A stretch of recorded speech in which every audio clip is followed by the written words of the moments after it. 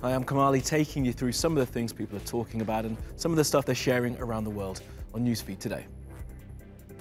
An incident 30 years ago, a leak, and now the Twitter storm. The confirmation of Donald Trump's choice for the Supreme Court is not going smoothly. Well, blow me down. A weatherman's windy video goes viral. We'll tell you why the humble strawberry is causing a safety scare in Australia.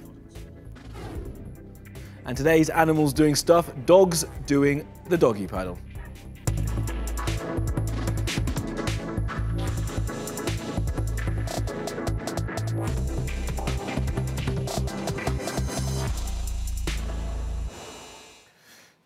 And top of the newsfeed is Brett Kavanaugh. Now, the man that US President Donald Trump wants on the Supreme Court bench for life. His confirmation has been thrown into doubt after sexual assault allegations were leaked over the weekend. Now, Kavanaugh denies anything inappropriate happened, but in a Washington Post article published on Sunday afternoon, his accuser, Christine Ford, gave her version of events. Brett Kavanaugh physically and sexually assaulted me during high school in the early 1980s. Kavanaugh physically pushed me into a bedroom as I was headed for a bathroom up a short stairwell from the living room. They locked the door and played loud music, precluding any successful attempt to yell for help. They both laughed as Kavanaugh tried to disrobe me in their highly inebriated state. With Kavanaugh's hand over my mouth, I feared he may inadvertently kill me. Now, the debate over this has predictably fallen along partisan political lines. Democrats say that this must be investigated. Republicans say this happened too long ago and it's only come out now to stop Kavanaugh getting the Supreme Court job. Now, one guy wrote that anyone with common sense does not believe one iota of the fake accusation against Judge Kavanaugh. And the Senate Judiciary Committee themselves tweeted a statement of 65 women who they say are from bipartisan backgrounds who knew Judge Kavanaugh in high school. And it says, for the entire time we've known him, he has behaved honorably and treated women with respect. Well, that drew responses like this one from the actress Deborah Messing, who said, Brett Kavanaugh went to an all-boys high school. Interesting how quickly you got those 65 names out, almost as if you knew the accusation of sexual assault was coming and tried to hide it. Meanwhile, this comment has got more than 100,000 likes and retweets. It says, a woman is trying to protect us from putting an attempted rapist on the Supreme Court, and she's going to be destroyed for it, and she knows it, and she's doing it anyway. That is patriotism. But beside the assault accusation, why is Brett Kavanaugh so contentious? Well, because it's the US and politics there is contentious right now. But more specifically, it's on his position about abortion. Now, Kavanaugh is an ultra-conservative, and there are real concerns that he'll change abortion laws in the United States. Now, he said that he respects the law and will not change it on a national basis. What he could do is allow individual states to change their law a bit at a time, and that will have a very real and lasting impact on women across the country. Now, there are calls for the vote to confirm him to be delayed until Ms. Ford is heard from. That hearing could happen this week. Let's take a look at some of the other things that caught our eye on social media.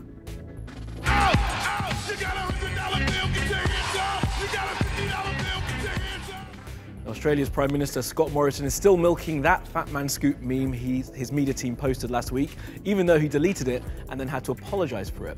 Since the story blew up, Fat Man Scoop himself has got involved and invited ScoMo to join him backstage at one of his shows in Australia next month. Thank you, Mr. Speaker. After 21 well-answered questions, I ask that further questions be placed on the notice paper. And if Fat Man Scoop is watching, I'll see you at R&B Friday.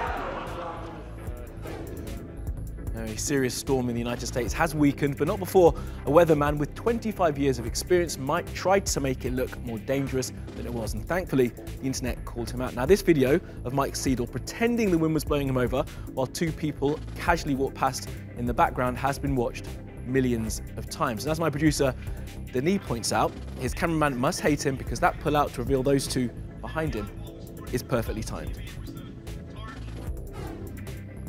And the viral moments from the storm coverage kept coming. The guy in the back of this shot uses a white power hand gesture for reasons unknown. These people seem to love signaling each other during live TV spots. Anyway, the US Coast Guard has since taken him off the hurricane response team.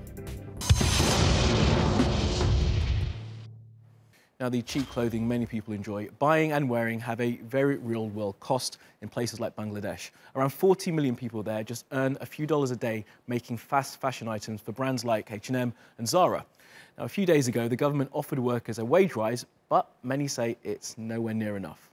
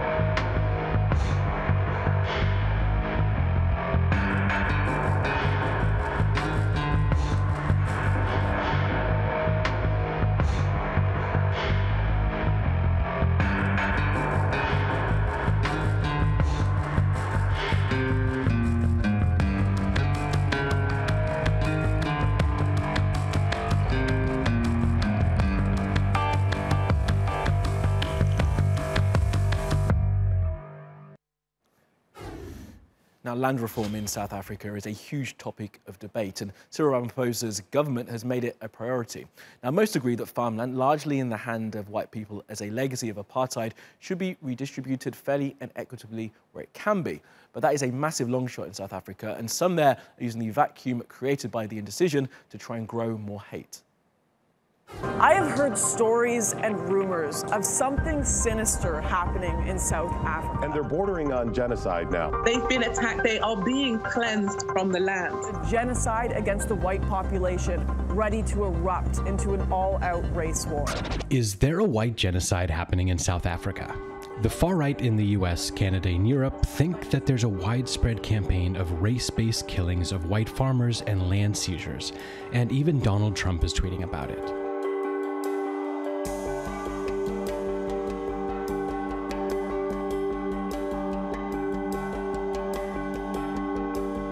The problem?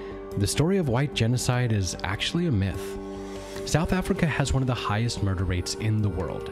Its government says that the farm attacks are just part of a greater violent crime problem, and there's no reliable data to suggest that white farmers are targeted more than anyone else. So while white farmers have historically been the victims of attacks, and while the murders have been brutal, it's not clear that they are racially motivated.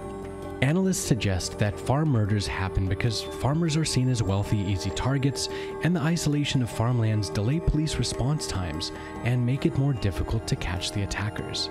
In fact, white South Africans are less likely to be murdered than any other racial group in the country, and farm attacks are actually decreasing.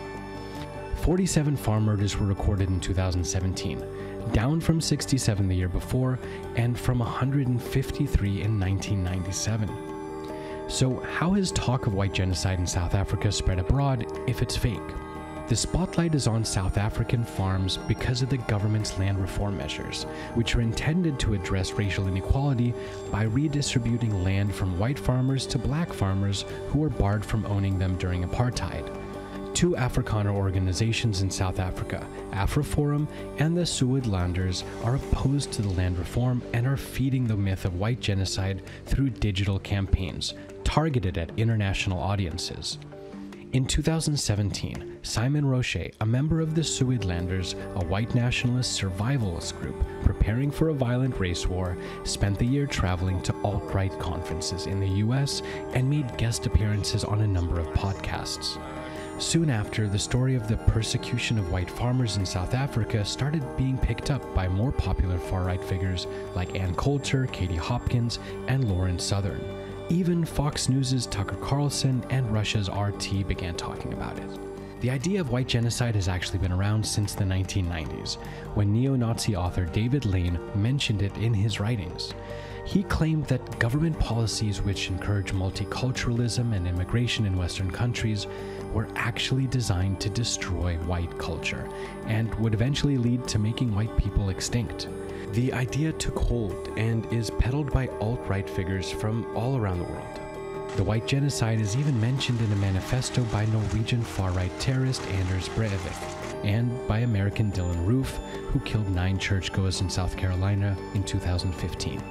Brian Levin, a professor at California State University of San Bernardino who studies hate groups, said the narrative of white genocide has been central to the white nationalist movement across the globe, and it's effective to inform white audiences in Europe and North America of a very real plot to remove or annihilate them, by citing the story of white genocide in South Africa as a warning of what could happen when white minorities lose control of their countries.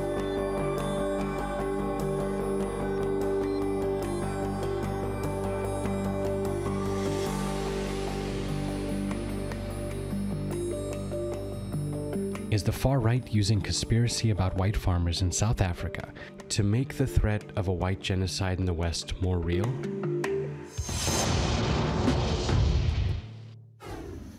Okay, around the world now for some other stories you need to know this Monday.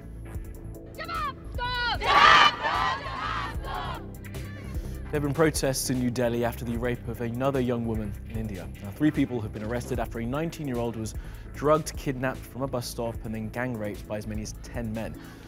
3 more suspects are being sought by police. It's just the latest horrific crime of this kind in India.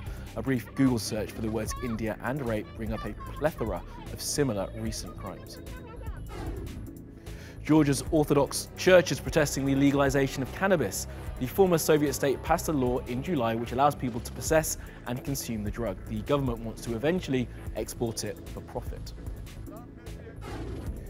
Now, for some reason, someone is inserting needles into strawberries in Australia.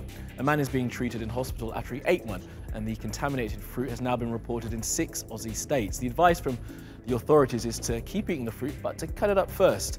A reward of around $72,000 has been offered to help find whoever is behind what the health minister has called a very vicious crime. And the British media personality Katie Hopkins has applied for an insolvency agreement so she doesn't have to declare herself bankrupt after she lost a libel case. The renowned right-wing Islamophobe became famous thanks to a reality show. She was ordered to pay $31,000 for defaming the British food writer and activist Jack Monroe on Twitter back in 2015. She had wrongly accused Monroe of backing protesters who'd defaced war memorials.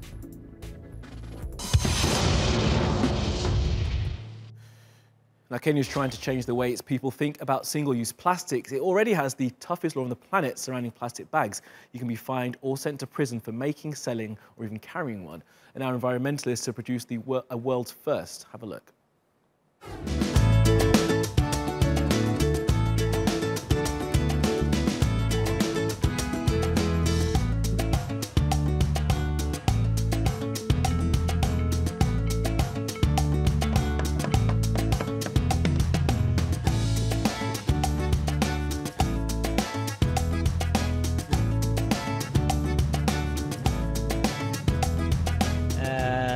We could see a lot of plastic now is increasing in our environment, and a very high damaging of our fish, animals have been really suffering, and we feel even the world today is really crying about this problem. We thought to build this DAO as awareness and a message.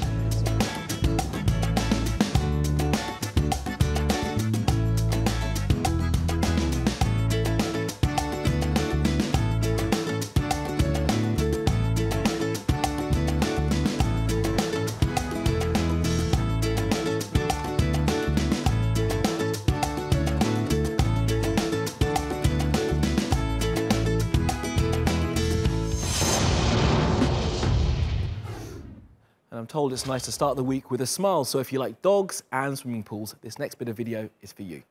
A German town has let dogs swim in its outdoor pool for the final day of summer season. It's drained the pool of chlorine and refilled it with clean water, so the little things can play in it for one day only. As you can see, they seem to be enjoying it.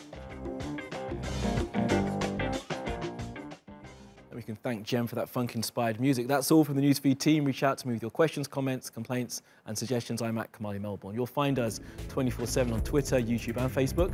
Follow, subscribe, and add. See you again tomorrow.